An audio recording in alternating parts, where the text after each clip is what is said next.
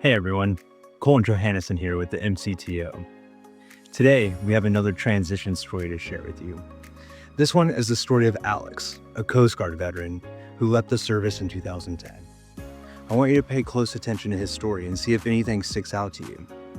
If it doesn't sound too familiar or if it leaves you scratching your head, you're probably on the right track. So let's hear from Alex. So my name is Alex Cruz. Military brat. I served in the U.S. Coast Guard. So here's where perhaps my story might differ for other veterans who transitioned from their service.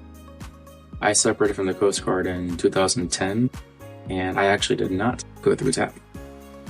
So, as most of us might know, TAP wasn't made mandatory until 2011, and so the command that I was at while I was transitioning out, TAP was not enforced, and so I never went through it.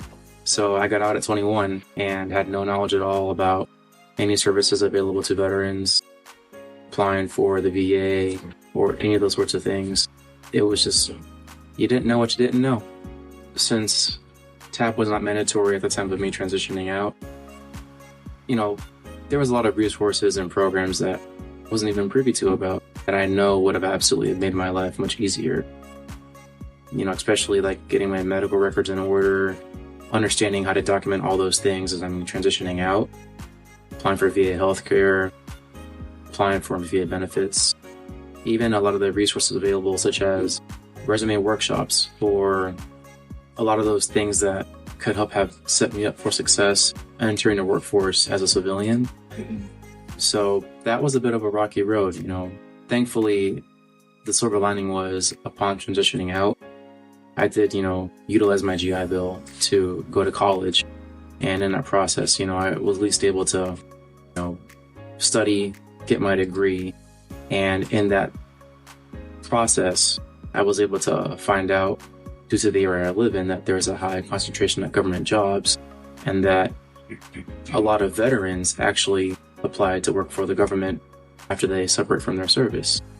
And so, thankfully, having just good mentors and peers in my life, they helped me to work on my resume and help fix it up in a way that was able to be, effective in applying for a job with the federal government, where my veterans preference, I believe, helped me to get a foot in the door.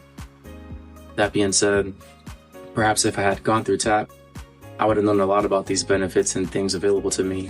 And I'm just thankful that I had people in my life that were able to help guide me along in the process without me knowing what I could or could not have. We may take some of the resources that TAP has now provided to us for granted. But back in 2010, that wasn't quite the case. Luckily, in 2011, TAP became mandated. You must go.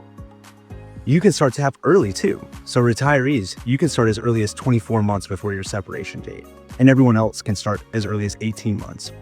Doesn't matter if you're in a high tempo unit or a high critical MOS, you have to go. It is mandated. In addition to that, you have to start no later than 365 days. So the earlier you start, the better off you'll be. And I'll see you next time.